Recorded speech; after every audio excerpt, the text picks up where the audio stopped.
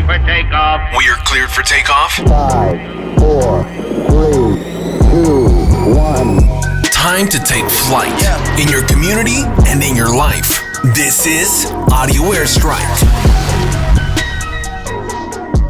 Hey, what's up, everybody? I'm Everett Hall-McNeill, and this is Audio Airstrike, episode 166. Thank you for joining us. We definitely appreciate you for joining us.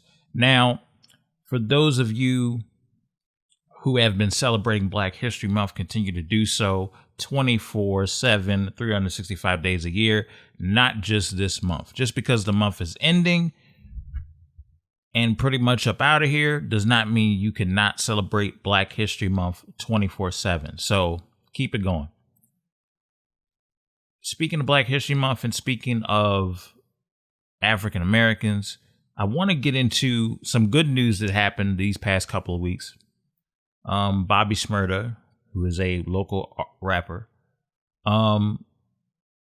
has been released from prison. And I'm not going to get into all the details of how he ended up there and this and that, but I do want to say this. To people in the hip hop community, to people in the rap community, whatever you want to call it, I will say this. You guys have more influence than what you guys think. Don't get arrogant about it, but you guys obviously have more influence. It is the most popular genre in the world. Every time you turn around, somebody wants to be a rapper. Somebody has inspired them to pursue a career in the world of hip hop. The problem is that there is a conundrum of things and a conundrum of opinions that come with being in that world. And I'm not trying to villainize hip hop, but let's be honest. We know that most, or a good portion of these rappers, I should say, a good portion of them came from a rough beginning due to the corruption that goes on in the inner city. And very few people get very few chances. This is something that we are aware of. And when that's all that you see around you, that is what you're going to end up talking about. But then what happens is that people turn around and villainize that person for talking about their truth. Those incidents happen as well. So when we sit over here and we talk about the issues within hip hop culture, instead of demonizing every artist unless they are really doing something destructive, we need to really take time to hear what they have to say, hear their opinion, and if there's something that they're missing, educate them, not villainize them. You know, in this country, hip hop makes a ton of money. And people profit off of hip hop. But there's also this culture, because hip hop culture is integrated into American pop culture, that we don't give second chances as a nation. We don't give second chances. We don't educate people. We just want to throw people out of here. We don't, we throw them in jail. There's no sense of rehabilitation, none of that. And you're just going to be thrown in jail. And depending on the case, how is that helping anything? I'm not saying we got to turn around and award the criminals for being on their best behavior a couple years after they did something heinous. That's one thing. But to turn around and if somebody's making the change, they're not just saying it, it's right there in front of your face. And for somebody to sit over there and go, well, I still don't believe it. Now, keep in mind, everything is a case by case basis. I'm not saying this should be the general thought of everything. But in certain situations, if somebody's really trying to make a change and not be that person that they was in the hood, or they were in those particular environments that they didn't have a choice to be in because that's the environment they grew up in.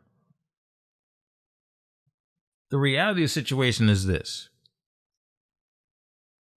My zip code, if my zip code was the same zip code as a rough area of a certain part of an inner city, I would not be treated or looked at the same. And that's just the bottom line. It's one thing if somebody's walking down in the suburbs and then somebody's walking down in the inner city. It's two different worlds. It's two different worlds. And I think it's wrong and egregious to look at somebody just because of the background they came from. Some of the most honest and real people that I've had the pleasure of meeting have come from very, very, very rough backgrounds, but they turned the page and made something better of themselves. They were given a chance. And I just want to encourage everybody here that, yes, we see Bobby Shmurda has been released from prison. Yes, we see people embracing him and welcoming him back, and they're very happy. But let's also rally around him to make sure that he is good all the way around, spiritually, mentally, physically, because you don't know what he saw in there. And that can mess with you mentally. So I'm hoping that if there's something that he's not privy to, a real one is around there to educate him on something.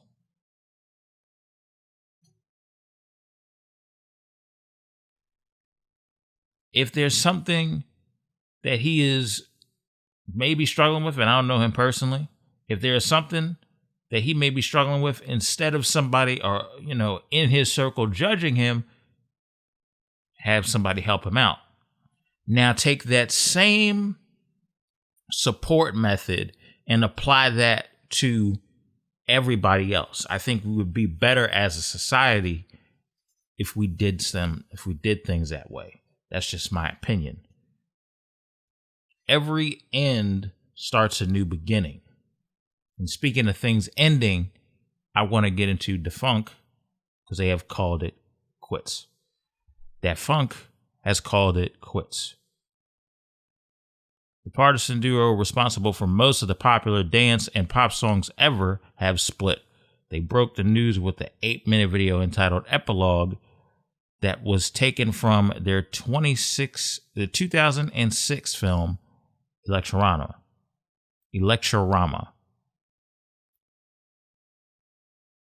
Asked if Daft Punk was no more, their longtime publicist, Catherine Fisher, confirmed the news to Pitchfork and gave no reason for their breakup. Look,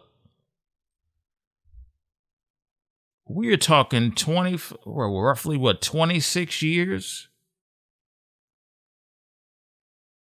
of dominating the EDM world, dominating the pop world.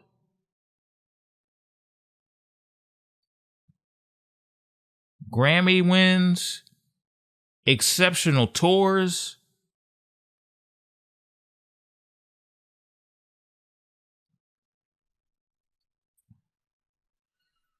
What can you say about them?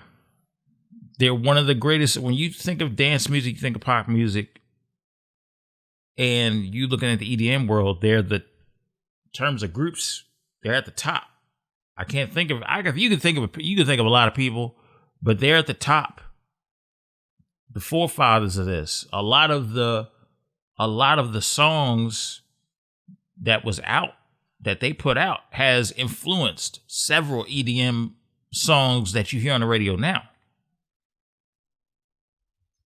I think it's, instead of us being sad, I think there's something where we need to just, be thankful of their accomplishments.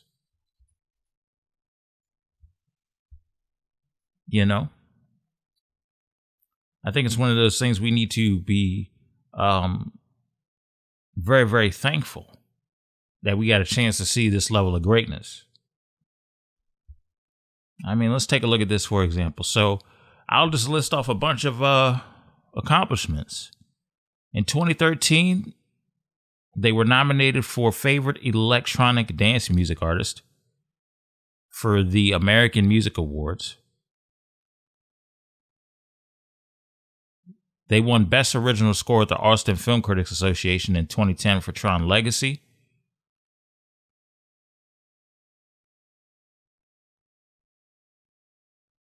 Nominated for a bunch of series of awards. DJs Magazine Top 100 DJs.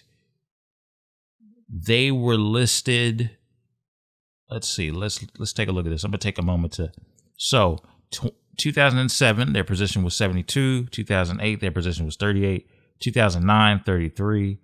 2010, 44. 2011, 28. 2012, 44. 2013, 22. 2014, 43. 2015, 69. 2016, 72. Like, the list goes on and on. I ain't even gonna get, like, look, Grammy Awards. Let's go to that, because that's the biggest one. They won a Grammy for They won a Grammy for Best Electronic Dance Album for Alive 2017. Harder, Better, Faster, Stronger, Best Dance Recording. They won a Grammy for that. Tron Legacy. They were nominated for that. Random Access Memories in 2014, Album of the Year. They won that. Best Dance Electronic Album, they won that. Get Lucky, Record of the Year, they won that. Best Pop or Group Duo Performance, they won that. We are talking, I could go down the list. They've won a lot of awards over the years. Y'all get the point how illustrious. They've been nominated for 43 different times. Nominated for 43 awards and won 13 of them. That's pretty good. That's an illustrious career. You know what I'm saying? And they left behind a level of feel-good music. I could turn on any Daft Punk song and feel good after it, especially Get Lucky. You know, it's one of those situations, man. They're just illustrious of what they do. And they're great at what they do. They changed the reason why you look at your favorite EDM artists now. Name them. Go down the list. They've all been influenced by Daft Punk. Some of the hits include Get Lucky, One More Time, Harder, Better, Faster, Stronger, Around the World, Lose Yourself to Dance, Television Rules the Nation, End of the Line, Superheroes, Disc Wars, Fall. I mean, the list goes on and on. Alive.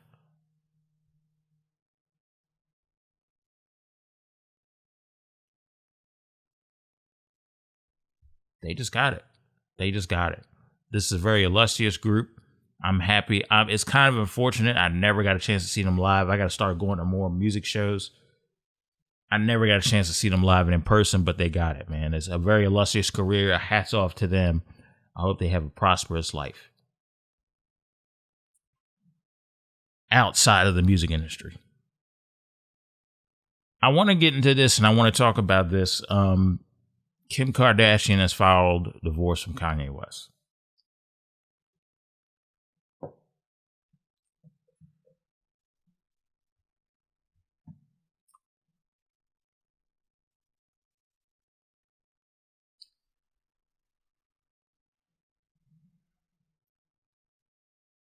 I don't want to say I'm not surprised, but the writing was on the wall for a long time. And when we sit over here and look at the number of incidents where there were rumors, there was speculation about these people, it kind of made you think. The Kardashians collectively don't have the best history of two people being in a committed relationship and staying committed for a long time. It's not a good history of that. So when I saw this and knowing the history of Kanye West's mental illness or his mental issues at times, there was a lot of depacking and figuring things out and doing things differently. And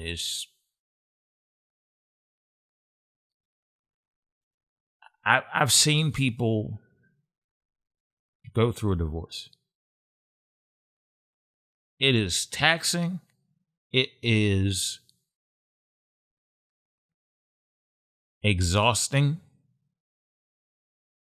And if you let it, it can be soul crushing. One of the things that I would strongly suggest if I was them is to handle this with the utmost care, handle this with respect for each other. And also, keep in mind, folks, when it comes to divorce, I'm not going to encourage anybody to stay married for the kids. I'm not encouraging everybody to do that. But I will encourage them out of respect for the children to be respectful toward each other, because at the end of the day, that is that child's father or mother or something along those lines. So, it is one of those situations where this is very unfortunate. I have been critical of Kanye on this podcast. At the same time, I've uplifted when he's done something that I think is right. But with this situation, at this point, I just feel sorry for both of them, because divorce is not something I would want anybody going through. It is taxing and it is a lot to depack. So I definitely want to wish both of them nothing but the best.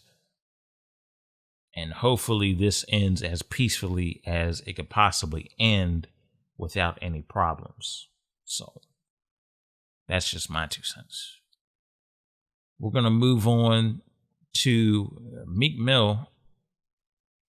Has been under fire, got into it with 6ix9ine, which I'm not going to really talk about that issue, but I am going to talk about the leaked lyric that was put out that caught the ear of Vanessa Bryant, who is Kobe Bryant's wife.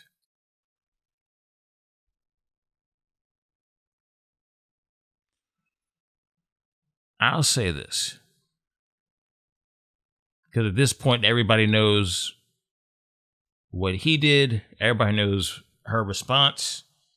And they patch things up later.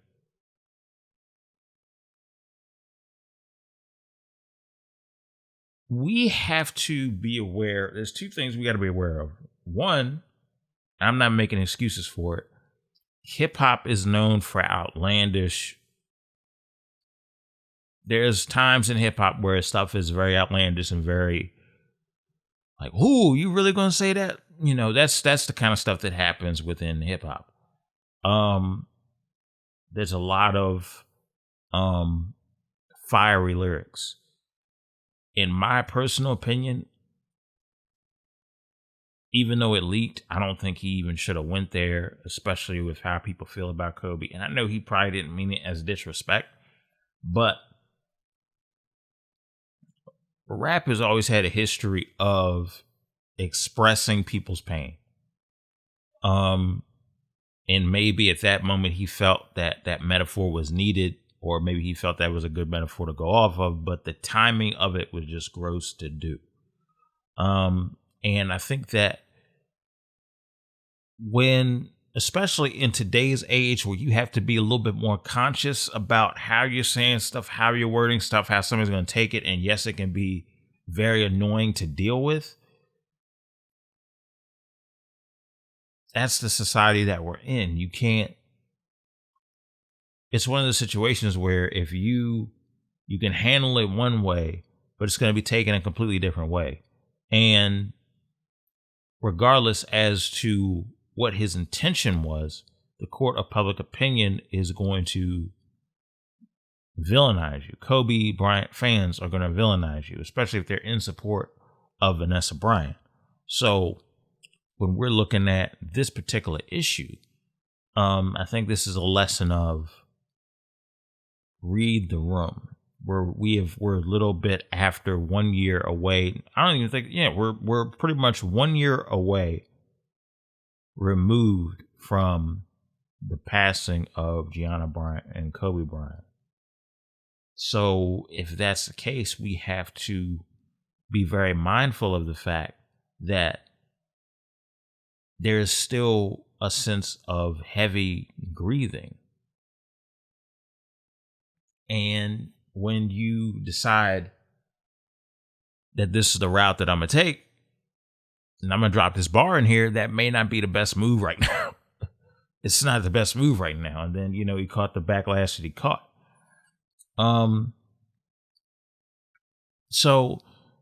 know he went to Vanessa Bryant and apologized already, but I'm just saying, guys who are music artists, creators, be very mindful when and where you're putting out the content that you're putting out, because you never know. You don't know how somebody else is going to take it. That's the crazy thing about art. Somebody could take it great one way, and somebody's always going to be kind of offended. I'm not making an excuse for Meek to drop that bar. That, in my opinion, I would find it offensive if I was in Vanessa Bryant's situation. But, that's one of those things you just got to be very, very careful and very, very mindful of the fact that you can't get that off.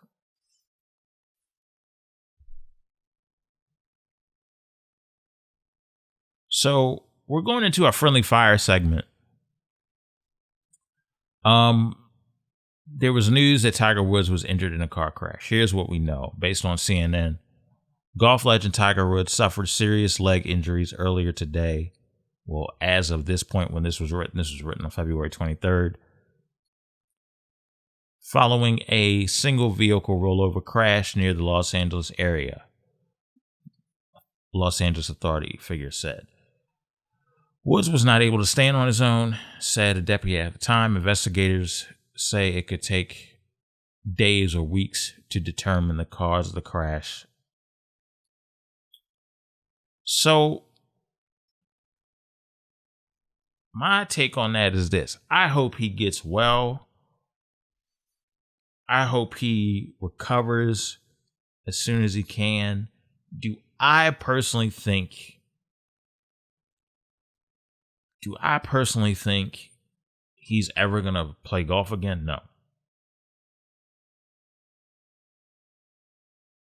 You're arguably going to be the greatest golfer ever, maybe number 2 to Jack Nicholson. You're going to be either known as the number 1 greatest golfer of all time or number 2. At this point, what's there more to prove? And you've been through so much. I don't see how anybody comes back from this and plays golf the same. I just don't. That's my 2 cents. I hope he's well. I hope he's safe. I hope he's got family around him. But I don't know if it's within his best interest to go back out on a golf course unless it's to watch the next generation to come and play, or unless he's coaching the next generation. Outside of that, I don't think he should be on the golf course after because that's a career-threatening injury.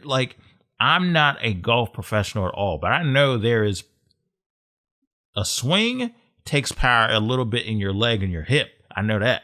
So, that has to be, that has to be soul crushing for him, because I know he probably wanted to get right. But if this crash didn't happen, knowing how competitive Tiger Woods is, he probably would go right back out there. But that's not the case. And I don't think it is going to be the case. Ted Cruz takes a vacation to Cancun while Texas is in turmoil.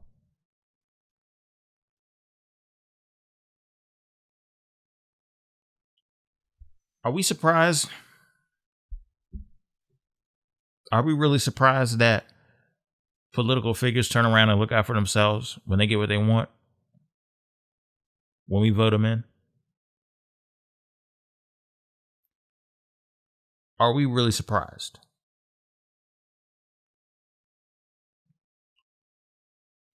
He flew to Cancun to dodge the Texas winter storm and basically gave the middle finger to the people of Texas. And you think if you think I'm going to vote him back in after this?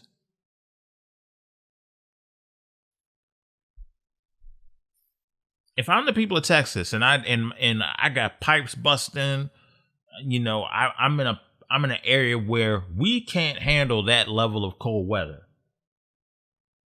And this is what this man pulls. This is what the senator pulls. It doesn't make any sense to me. It doesn't make any sense to me. It is ridiculous. It is a slap in the face. This man literally gave you guys the middle finger. Those of you, shout outs to everybody that's in Texas right now. I hope you pull through this, and I hope all is well with you. I'm pulling for you guys to make it through this. Absolutely. But this dude basically gave y'all the middle finger and said, screw it. I'm going to look out for myself and take a little trip to Cancun while people are, you know, people are getting injured or worse in Texas over this winter storm that they're not known for handling. They don't have the infrastructure to handle cold weather like up north or in the Northeast or in the Midwest. Like, come on now. It's ridiculous. That's really what I got to say about it. It's ridiculous. It's heinous. I want to get into something that is very, very serious. And folks, a year ago on this show, we were talking about Black Lives Matter. We were talking about George Floyd. We were talking about Breonna Taylor and that whole incident. And there was a lot of discussion over it all across the country. But one of the things that's not being talked about heavily is the hate crimes, the growing hate crimes that are happening with Asian Americans in this country. And I think it's very important that as somebody who knows what that feels like, who's somebody who has seen the devastation that is done to communities, I think it's time we need to stand with our Asian American friends, build that bridge, let them know that we're here for them. Because I'm going to be honest, since this pandemic has started, there's been a lot of shade and just very insulting stuff thrown at Asian Americans. Unfairly, I might add. And I think it's very heinous. I think it's very disrespectful to blame an entire pandemic on one race. They literally called this the China virus. How racist and disrespectful is that? Because it originated from that country? You're going to label an entire race of people. You're the reason it's over here. It's just as bad as when they were judging everybody that looked like, I remember 9/11. When 9/11 hit. And they were judging everybody that looked like of Middle Eastern descent. Are you Al-Qaeda? Fam, you can't talk to just people any just type of way. And you can't sit over here and pull this. That's ignorant behavior. That's all that is. That's just ignorant behavior. We got first responders right now that have been fighting this virus since last March. We're about to go into this March. But since last March, they've been in those hospitals, in those trenches, treating people that, to be honest, they treat people that, truth be told, may not like them. But that's what they're dealing with.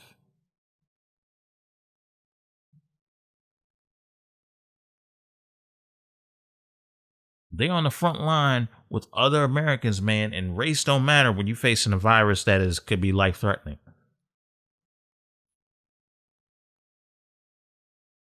That's just my 2 cents, man. It's we got to stop with the hate thrown at Asian Americans. We got to stop with these hate crimes being thrown at Asian Americans.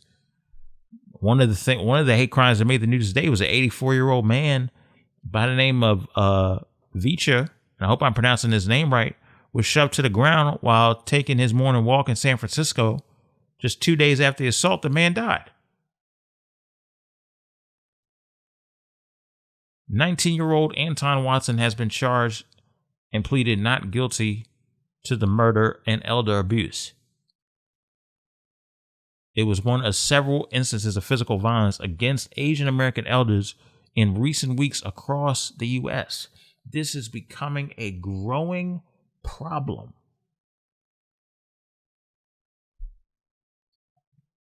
And let me say this, and let me be very clear. An injustice to someone is an injustice to everyone. I'm not going to take my foot off the gas pedal. Not. And you shouldn't either.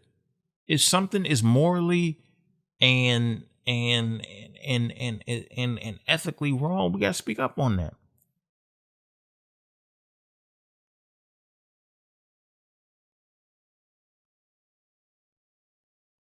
Those are my 2 cents, man. We really gotta take into account as to really getting to the point of actually looking out for each other.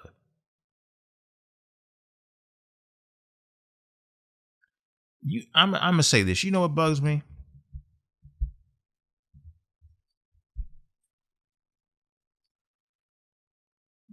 We talk about uniting and being proud of people, and that's cool. But if we want to do that, let's do that all the way around. That's my standpoint on that. You get what I'm saying? That's my standpoint on that. If we're going to do it, let's do it all the way around. So that way nobody repeats the same level of ignorance ever again.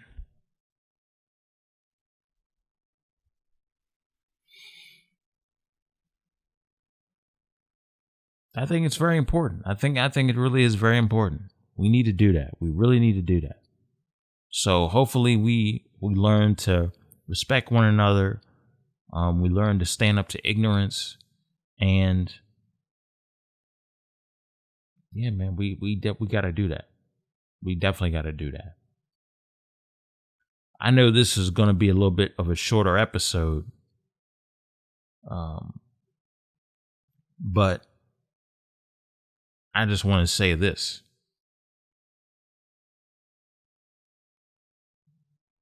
I want to give flowers to end the last podcast in February 2021. I want to give flowers. I want to give a shout out to everybody that listens week to week. I want to give a shout out to we were nearing 15,000 views on the Slice and Rice episode of Audio Airstrike last time. We had them on last week, and it was a pleasure and an honor to have Slice and Rice on. They are my close friends. Love them to death. They need anything, I got them. Like, it is awesome to see friends thrive and do well. I want to give a shout out to you guys for listening, enjoying, watching. I heard nothing but positive things. I got nothing but positive energy, and people loved the camaraderie, the joking around, and people love that. And that's what I wanted to really start doing, is kind of do more episodes where we're just having fun and talking about, we talk about life issues, but we're having fun talking about it. So I'm just very, very happy how that turned out. I'm thankful to them for being so willing to come on. I'm humbled by that. And I want to give a special shout out to you guys. You guys,